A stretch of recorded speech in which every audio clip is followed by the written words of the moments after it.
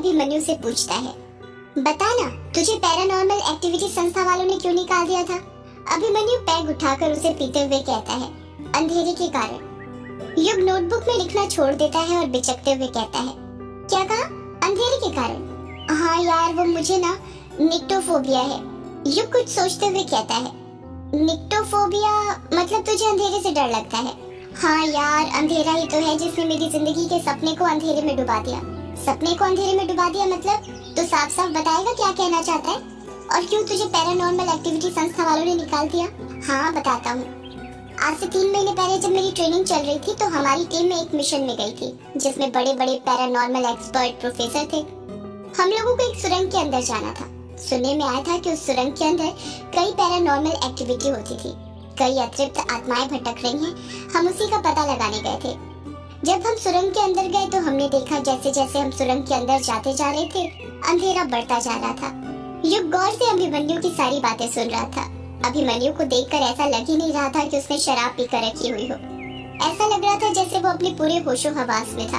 अभिमन्यु आगे की बात बताते हुए कहता है, सुरंग के अंदर और आगे बढ़ने पर वो सुरंग 2 भागों में डिवाइड हो गई। उसी के साथ हमारी टीम भी डिवाइड हो गई। मेरी टीम में पलक और दीप्ति थे। हम तीनों सुरंग के एक भाग में चले गए और बाकी की टीम दूसरे भाग में। जैसा कि मैंने तुझे बताया था, ये जो अदृश्य शक्तियाँ होती हैं, इन्हें हम मोबाइल की टॉर्च की रोशनी में नहीं देख सकते। इसलिए हम लोग पहले ही अपने साथ मशाल लेकर आए थे। हम लोग सुरंग के अंदर आगे बढ़ ही रहे थे कि पैरानॉर्मल एक्टिविटी होनी शुरू हो गई। उस सुरंग के अंदर जो पत्थर रखे हुए थे वो अपने आप हवा में उड़ने लग गए थे। युग अपना मुंह फाड़ते हुए कहता है, क्या बात कर रहा है यार, पत्थर अपने आप हवा में उड़ने लग गए? हाँ, यकीन करना मुश्किल है पर यही सच है। अक्सर जिंदगी में हमारे साथ कुछ ऐसे हादसे होते हैं जिनके बारे में यदि हम दूसरों को बताते हैं तो उन्हें यकीन नहीं होता जब तक वो हादसे खुद उनके साथ घटित न हो जाए। जैसे ही पत्थर हवा में उड़ने लगे, हमारी मशालें अपने आप बुझ गई और सुरंग के अंदर गहरा अंधेरा छा गया। मैं कुछ समझ पाता कि क्या हो रहा है उससे पहले ही अगले ही पल मुझे पलक और दीप्ति के चीखने की आवाज सुनाई देने लगी। मेरी कुछ समझ में नहीं आ रहा था कि मैं क्या करूं। ऊपर से अंधेरा मेरा डर बढ़ाते जा रहा था। मैं सुरंग से जितनी जल्दी भागकर बाहर जा सकता था भाग गया। युग हैरानी के साथ कहता है, क्या कहा? भाग गया? हाँ, और क्या करता मैं? कहा तो अंधेरे से मुझे डर लगता है। फिर उन दोनों लड़कियों का क्या हुआ? उन दोनों लड़कियों को तो दूसरी टीम ने बचा लिया था। वो दोनों वहीं पर बेहोश हो गई थी।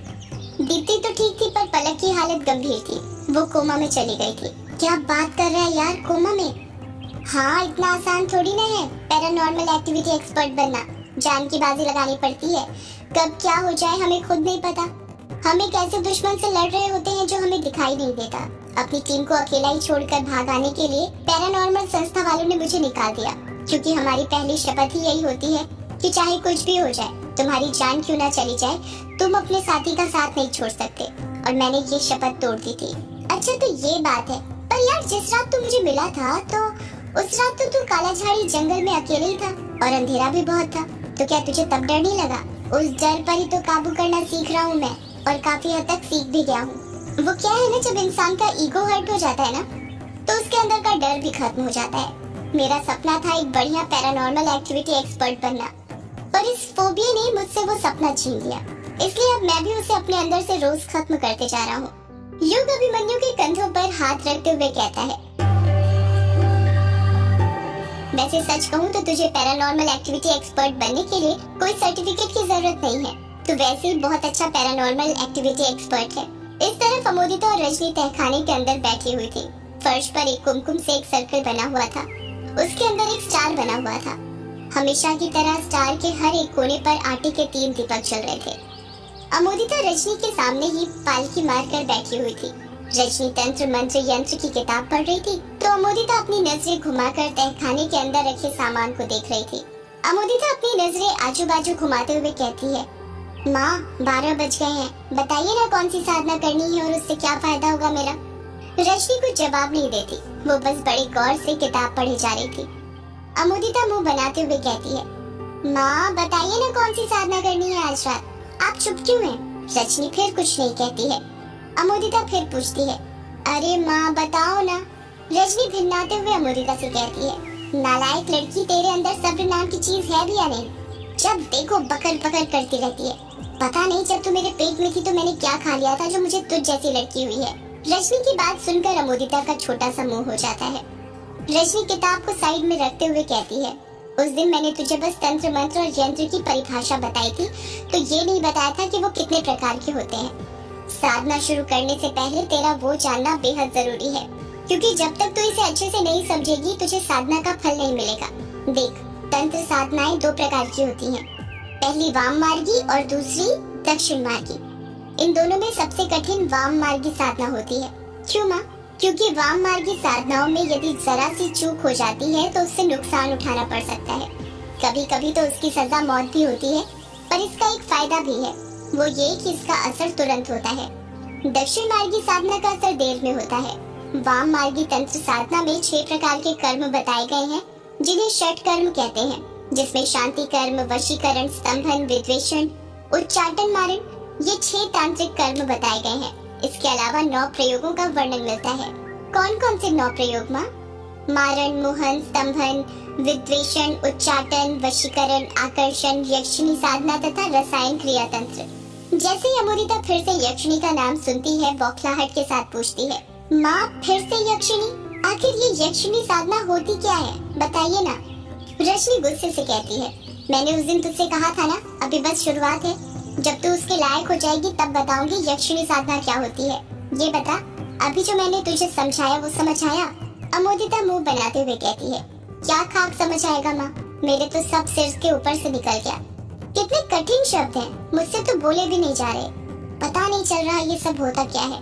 अरे नालायक, तो बोलना चाहिए ना, ये तेरे कॉलेज की क्लास नहीं चल रही जो मुंह बंद करके बैठी हुई है, ये जादू टोने की क्लास है। अगर समझ में नहीं आता तो बोला कर, वरना कभी एक अच्छी सौदाई नहीं बन पाएगी। हाँ माँ, अब ध्यान रखूंगी। देख, मैं बताती हूँ, जिससे रोग, कुकृत्य और ग्रह आदि की शांति की जाती है उसको शांति कर्म कहा जाता है। जिस कर्म से किसी इंसान को वश में किया जाता है उसको वशीकरण कर्म कहा जाता है। जिस कर्म से किसी इंसान का व्यापार या तरक्की रोक दी जाए उसको स्तंभन कर्म कहते हैं। जिस कर्म से किसी 2 लोगों के बीच का प्रेम खत्म कर दिया जाए उसे विद्वेषण कहते हैं।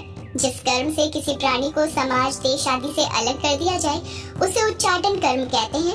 और अब आखिरी है मारण कर्म। जिस कर्म से किसी की जान ली जाए उसे मारण कर्म कहते हैं। अब समझी? अमोदिता अपना सिर हिलाते हुए कहती है, हाँ माँ, अब कुछ समझ आ रहा है। अब हम बात करते हैं मंत्रों की। देख, मंत्र 3 प्रकार के होते हैं, पहला वैदिक मंत्र, दूसरा तांत्रिक मंत्र, तीसरा शाबर मंत्र। इन्हें जाप करने के भी 3 तरीके होते हैं। कौन कौन से 3 तरीके होते हैं माँ? देख, जिस जप में ऊंचे स्वर में स्पष्ट शब्दों में मंत्र का उच्चारण किया जाता है उसे वाचिक जप कहा जाता है, और जिस जप में मंत्रों का जाप मन ही मन किया जाता है उसे मानस जप कहा जाता है। और तीसरा कौन सा जप है माँ? तीसरा है उपांशु जप। इसमें जप करने वाले के सिर्फ जीभ या होंठ हिलते हुए दिखाई देते हैं, लेकिन आवाज सुनाई नहीं देती है। बिल्कुल धीमी गति से जप करना पड़ता है। अब मैं तुझे बताती हूँ कि आज हम कौन सी साधना करने वाले हैं। अमोदिता रजनी को बीच में ही टोकते हुए कहती है, माँ 2 मिनट, तुमने यंत्र के प्रकार के बारे में तो बताया ही नहीं। नालायक लड़की, यंत्र के प्रकार के बारे में उसी दिन तो बताया था, भूल गई? यंत्र को 2 तरीकों से बनाया जाता है, पहला अंक द्वारा और दूसरा मंत्र द्वारा। किसी किसी यंत्र में इन दोनों का ही प्रयोग किया जाता है। और हाँ, एक बात याद रखना, इसमें दिशा का बहुत महत्व होता है। क्या महत्व होता है माँ दिशा का? देख, प्रत्येक यंत्र की दिशाएं निर्धारित होती हैं। धन प्राप्ति से संबंधित यंत्र या कवच पश्चिम दिशा की ओर मुंह करके रखे जाते हैं। सुख शांति से संबंधित यंत्र या कवच पूर्व दिशा की ओर मुंह करके रखे जाते हैं। वशीकरण, सम्मोहन या आकर्षण के यंत्र या कवच उत्तर दिशा की ओर मुंह करके रखे जाते हैं। शत्रु बाधा और क्रूर कर्म से संबंधित यंत्र या कवच दक्षिण दिशा की ओर मुंह करके रखे जाते हैं। यंत्र बनाते या लिखते समय दिशाओं का ध्यान जरूर रखना चाहिए, समझी? हाँ समझ गई माँ। रजनी अमोदिता पर भिन्नाते हुए कहती है, मैंने तो सोचा था तू थोड़ी अक्लमंद होगी, पर तू तो बड़ी नालायक निकली। पता नहीं कैसे नर्स बन गई। यंत्र के प्रकार ही भूल गई जो उस दिन बताया था। ऐसे तो काम नहीं चलने वाला। साधना शुरू करने से पहले तेरा साधनाएं क्या होती है उसको समझना बहुत जरूरी है, इसलिए आज रात हम कोई साधना नहीं करेंगे। अमोदिता अपना मुंह फाड़ते हुए कहती है, क्या कहा माँ? पर माँ, परवर कुछ नहीं, आज जितना मैंने तुझे बताया है वो सारी बातें अपने दिमाग में बिठा ले। साधना अमावस्या की रात करेंगे, वो भी ऐसी वैसी साधना नहीं, कर्ण पिशाचिनी साधना। अमोदिता हैरानी के साथ कहती है, ये कर्ण पिशाचनी साधना क्या होती है माँ? अभी मैं तुझे इसके बारे में कुछ नहीं बताऊंगी। पहले मैंने तुझे जितना समझाया है उतना समझी? अमोदिता नाराजगी के साथ अपना सिर नीचे झुका लेती है। इस तरफ अभिमन्यु ने शराब की बोतल अकेले ही खाली कर ली थी और शराब पीने के बाद वो सिगरेट के कश खींचे जा रहा था। युग अभी तक ऑर्गेनिक खेती के स्टार्टअप का प्लान बना रहा था। अभिमन्यु सिगरेट का कश खींचते हुए कहता है, यार युग कितना सोचेगा यार, कितना लिखेगा? इतना तो मैं कभी एग्जाम में भी नहीं लिखता था जितना तूने आज इस नोटबुक में लिख लिया है। युग नोटबुक में लिखते हुए कहता है, बेटा ये कॉलेज का एग्जाम नहीं है, मेरी जिंदगी का एग्जाम है। इसलिए सोच कर प्लान बनाना पड़ेगा। स्टार्टअप खोलने से पहले प्लान बनाना पड़ता है, वरना एक गलती पूरा स्टार्टअप बर्बाद कर देती है। तुझे पता है आजकल ज्यादा स्टार्टअप चल क्यों नहीं पाते? क्योंकि लोग पहले प्लानिंग करते नहीं, बस अपने नाम के लिए स्टार्टअप खोल लेते हैं और हार कर ठंडे पड़ जाते हैं। हाँ ये भी है, मैंने भी बहुत से लोगों को देखा है जो जोश में स्टार्टअप खोल तो लेते हैं, पर जब प्रॉफिट नहीं होता तो बंद कर देते हैं। यार इसमें भी ना पेशेंस की जरूरत होती है, एकदम से पैसा नहीं आता, 2-3 साल लग जाते हैं। कभी कभी तो कुछ सालों तक नुकसान भी उठाना पड़ता है। हाँ सही कहा, वो कहते हैं ना रिस्क है तो इश्क है, स्टार्टअप में भी कुछ ऐसा ही है। युग नोटबुक में लिख ही रहा था कि वो लिखते लिखते कहता है, अरे शिट। अभिमन्यु सिगरेट की ऐश झाड़ते हुए कहता है, अरे क्या हुआ? यार पेन खत्म हो गया। तो यार दूसरे पेन से लिख ले। यार मेरे पास एक ही पेन था और मैं सोच रहा था कि यदि आज रात लेआउट बना लूं तो कल से काम शुरू करूं। वैसे ही इस यक्षिणी के चक्कर में काफी दिन बर्बाद हो गए हैं। अभिमन्यु कुछ सोचते हुए कहता है, यार इतनी रात में तो इस गांव में कोई दुकान भी खुली नहीं होगी जहां से मैं तुझे पेन ला कर दूं। एक काम करना, तुम मोबाइल के नोटपैड पर ही लिख लेना। अरे नहीं यार, जो मजा पेन हाथ में पकड़ने में है वो मोबाइल की स्क्रीन पर उंगलियां घुसने में नहीं है। वैसे भी ये मोबाइल सिर्फ ध्यान भटकाता है और कुछ नहीं। यार फिर क्या करें? अरे हाँ, उस रात तुझे वो जो रूम नंबर 666 पे पेन मिला था ना, उससे लिख ले। कौन सा पेन यार? अरे वही जो अपने आप तेरे हाथ में आ गया था। युग अपनी जगह पर से उठता है और कुछ ही देर में अपने कमरे से वो पेन लेकर वापस आता है। वो फाउंटेन पेन था जो स्टेनलेस स्टील से बना हुआ था, जिसकी नोक काफी नुकीली थी। युग उस पेन से नोटबुक में लिखते हुए कहता है, अरे ये तो नहीं चल रहा। इतना कहकर युग उस पेन को खोलता है और देखते हुए कहता है, यार इसमें इंक तो अभी भी भरी हुई है और वो भी सही है। इंक सूखी नहीं है, फिर क्यों नहीं चल रही है ये पेन? अभिमन्यु मुंह से सिगरेट का धुआं उड़ाते हुए कहता है, पता नहीं, देख शायद इसके निब तक इंक ना आ पा रही हो, कुछ कचरा फंसा हो। युग उस पेन के निब को गौर से देखने लगता है। पेन के निब पर सूखी इंक लगी हुई थी, जिस कारण नई इंक निब तक नहीं आ पा रही थी। युग निब पर लगे सूखे इंक को अपने नाखून से साफ करने लग जाता है। इंक को साफ करते वक्त निब से युग के नाखून में गहरी खरोंच लग जाती है। युग खरोंच को देखता है पर उसमें से खून नहीं निकल रहा था, इसलिए वो वापस से पेन के निब को साफ करने लगता है। पेन की निब के साफ होते ही युग पेन को नोटबुक पर घिसने लग जाता है।